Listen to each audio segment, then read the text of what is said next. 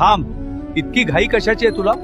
ज्या उत्तरासाठी तू तळमळतोयस तेच उत्तर देण्यासाठीच मी आज इथे आलो आहे. आधी तू शांत हो आणि माझ्याकडे बघ.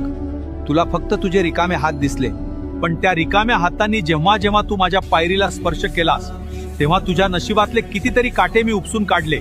हे तुला दिसलं नाही. मी तुला रिकाम्या हाताने परत पाठवलं, कारण मला तुला चिल्लर नाही द्यायची होती.